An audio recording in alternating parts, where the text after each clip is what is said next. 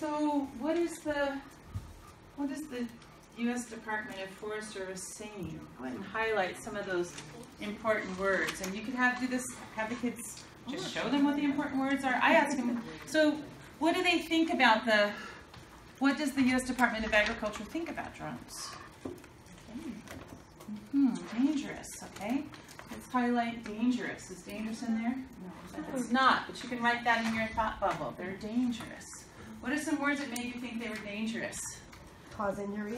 Cause injury. Okay, so injury and death. Let's highlight those. So that kind of means they're a little bit dangerous. What else?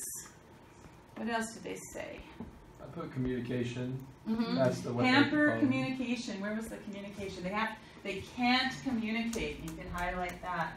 Pilots can't communicate with drones.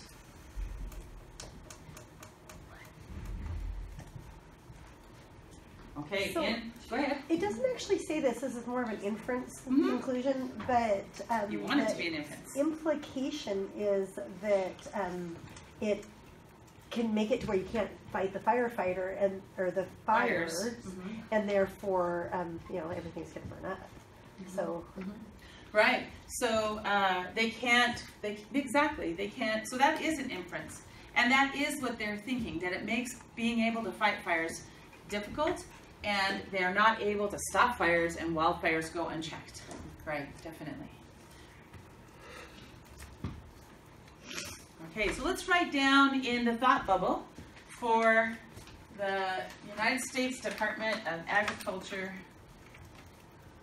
Forest Service.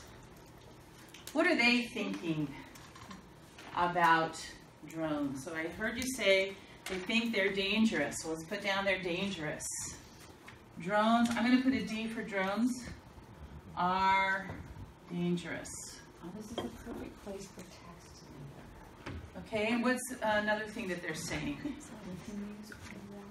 What else should we put down? What are they thinking about drones? What is the U.S. I don't know if they think that drones are dangerous. They think that there are severely inappropriate times to use drones. Okay. So they're not saying drones in general. They're saying drones specifically.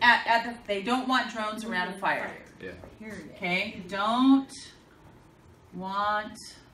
And it's not necessarily just the fire. It's drones around the firefighters and planes. Okay. Don't want drones around when planes are there. Exactly. Don't want drones. I'm going to put a D there. I wouldn't. When they're fighting fires with planes, they don't want drones. Probably, or in general. Okay, yeah, so they don't want drones around fires. Is that what you're saying? Did that capture it? Well, in this one, there's obviously far more subtlety because they wrote a whole paragraph, but yeah. Well, we're doing this is called note taking. Yeah. So we don't want to capture, we don't want to record word for word. We're capturing their thoughts and their ideas. We're seeing what do they think. We're finding out their point of view. So what is their point of view? Anything else we can add for their point of view? Interfere with them being able to do their job, basically. It's like an interference, kind of. With fighting fires. And communication. Well, that's around fighting fires, but that's okay, we'll put it.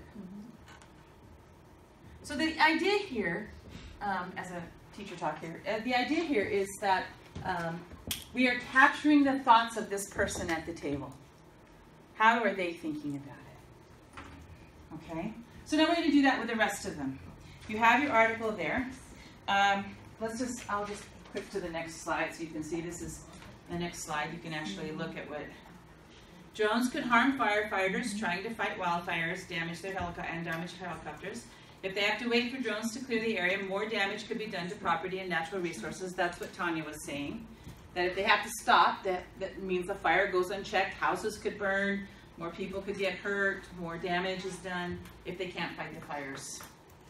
Okay? So, in pairs of threes, read each person, and I had my kids do this in a group. I had each person read one of the sections, and then you capture their thinking in each of the thought bubbles. So write who they are, and then capture their thinking in the thought bubbles. Let's go ahead and do that. So wait, so we each take a different person? In your group, read aloud one of the, you want to group up in threes. Let's say threes, threes, threes. However you guys want to do threes here. let's do it in threes, and each, so there's a lot of ways you could do this. I had my kids do one at a time, and they all work together. If you'd like, you could kind of jigsaw. Each of you could take two, and then summarize for the other people. Do you want to do that to make it go fast? That might be something that you would do at an upper grade level anyway, right? Okay, so let's do that. Go ahead and each of you take a different one, Okay. So we're summarize it, and then share with your group. starting. So wait. How much time do you want? Like 5 minutes? 6 minutes? Can you do that in 6 minutes? Okay, let's do 6 minutes. Okay. Farmer. I'll be Robert. Yeah, you have that. Travis doesn't really have a strong arm. Yeah. Have a limit. Thank you. So everybody. So, Yeah, we. this next piece is a pretty important piece for kids. What I found in this part here, what I was really trying to do as I went through this lesson was I really wanted kids to have a lot of material written down that they could refer to. It was really important that they have lots of ideas, that they have lots of thinking involved. So we did this mingle, and this worked out really well. We're going to skip this part today, but this worked out really well because they walked around the room, and I said, you need to share with 2 other people from 2 other tables with their discussion. And the way you organize that discussion in your classroom is, that's one of those professional judgment things, however you want to do it. I had my kids go around and read one at a time, and I have them discuss and write down all together because I felt like they needed that support.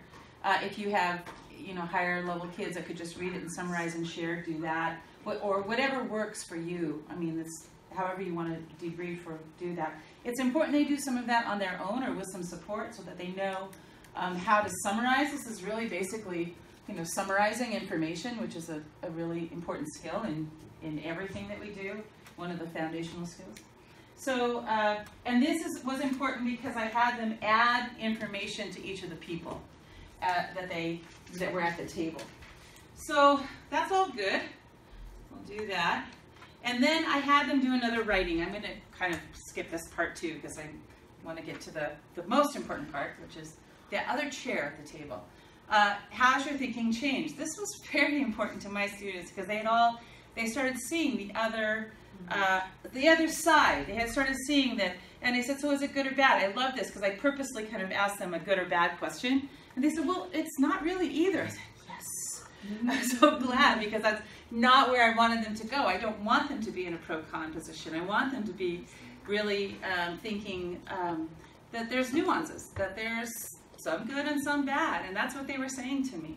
So I had them track their thinking in their journal again, and again, I said 120 words, so I was really pushing the word count, really pushing them to think. And then they shared, and again, this sharing is really important because it helps them, that conversation piece, and I keep bringing back, let's have a conversation about that. How does that help your thinking? How does that change? Etc. So then we go to, this is the part that is so cool. Because you pull up a chair at the table. You get to sit at the table with all of these experts. What you think counts as well. So, you're going to draw a chair for yourself at the table. And you are going to write what you think. And so I have them draw a little chair, and then I have them write a claim about their drone and why they think that, their evidence for their claim. And we just do that's in their track their thinking, so they're not even getting to the writing yet. They're just putting down a claim. And maybe just in your heads right now, you could kind of think about what your claim might be. This might be a place in your lesson where you might drop out of this part here and go to the claims slide and do a whole lesson on, the nuances of a claim. What is a claim? And how do you write a claim and that sort of thing. This is a place where you could possibly do that. But this part was really cool and my kids loved it. I get to be one of the people at the table. Yeah, you are. You're a person at the table. And this gets this idea that there's all these other people, these research pieces that you're talking to. What do you want to say to them? What are you going to say to Mr. Robert, whatever his name was, and Mr. Ian and Senator Feinstein? What do you say? There's that they say, I say.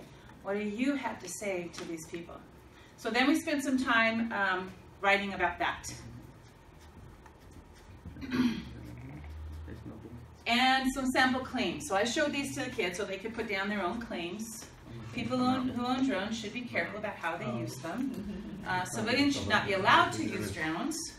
Civilians should be allowed to use drones, but with government regulations. So there's some different kinds of claims. So I had them write some claims. Then I had them, that was the day, we stopped that day. And then the next day, I had them pull up a chair based on your claim, choose a few people to talk to. Pull up a chair beside each one of them and talk to at least one person who agrees with you and one person who disagrees with you. So you have all of those those people at the table. Who would agree with you? Talk to them, write to them. Who would disagree with you? Write to them. Of these people? And so we spent some time writing on that, and this is all in their thinking tracker.